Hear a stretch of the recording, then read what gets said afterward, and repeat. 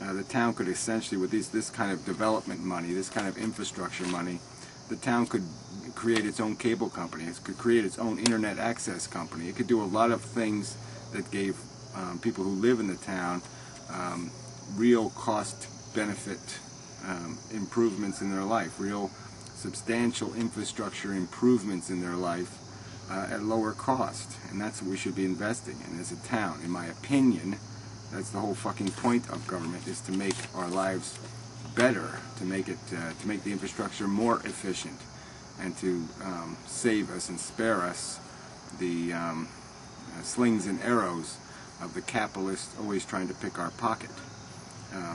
You know, so there's this, you know, the argument's going to continue for the next few months, no doubt. But they ought to just close the door on this thing. It's just another trap where a ton of money can end up getting flushed and nothing getting accomplished. And so it's not worth the risk of the investment in the first place. And even if everything went exactly as they intended, you're still facing a prospect where the world might not have any use for this 20 years down the road. The world really is changing. Technology is changing the world. This kind of crap right here, this video, this is changing things. And you really should try to adapt to those changes before they get here, not after. And we should make investments in them now, not when they're, you know, not when it's too late for the investment to have its real power, its real improvement. I mean, so all these services that are provided beyond the babysitting by the public libraries could likely be provided through internet integration. Just integrate. See, that's a tough word for me today. Integrate. You know what I mean. Combine, you know, this technology, internet technology, into providing those services, and you know, lose this idea of buildings, hardware, heating, people, all of that crap, because you can make it efficient, maybe a little less sterile, maybe a little less community, but still substantial and meaningful in terms of the ability for people to network and help each other and improve each other's lives. So it's certainly doable. There's just better ways to spend a ton of fucking money. Excuse the profanity. So anyway, moving on to the last issues. There was a few resolutions. One of them, I didn't know they could pass this by resolution, but they have increased the COA fee to 2.5% on all commercial development. So a fee is assessed on, you build a commercial building, that money is supposed to go into affordable housing, which has been a sham for years, where the money hasn't gone into affordable housing. It's just subsidized senior citizen housing and other things like that. But regardless of how it's been abused in the past, the town said, the lawyer said that this 2.5% is not really negotiable. It's a state mandate on commercial buildings. I don't know whether that's true or not. I don't even know whether participation in the program is mandatory or not.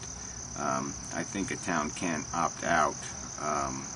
They end up, and there is some tax liability. There is some liability for opting out. You have to pay something to a universal fund of some kind, I imagine. But you then lose the obligation to worry about how to spend the money and where to spend the money and all that kind of stuff. And you are probably assessed less of a tax. So, you know, the town has chosen not to apply any fee to residential property, which they have the option in the program to apply a tax to residential properties also.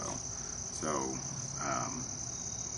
that might be for a future possibility, but I doubt it considering the politics of the people in this town. Affordable housing, I don't think, is a priority.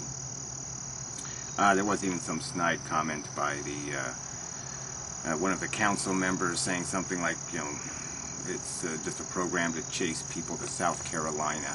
You know, yeah, that's right. We'll try to treat human beings like human beings here, and so it's chasing businesses to South Carolina. If you know, try to have a civil society where people don't live in shit.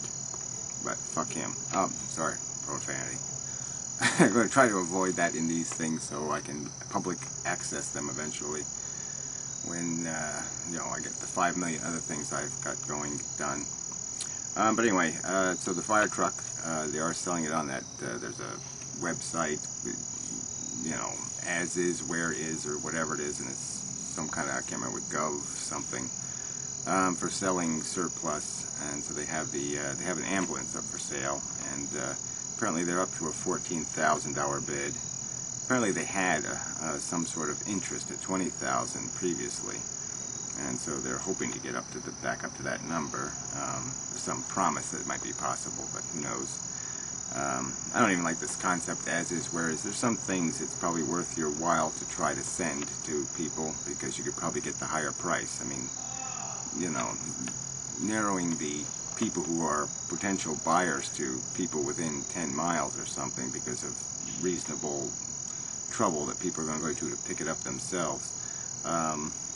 It's sometimes stupid. I mean, it's just pragmatic that sometimes you want to be able to ship something, but you get a better price that'll justify the shipping cost. But anyway, other subjects.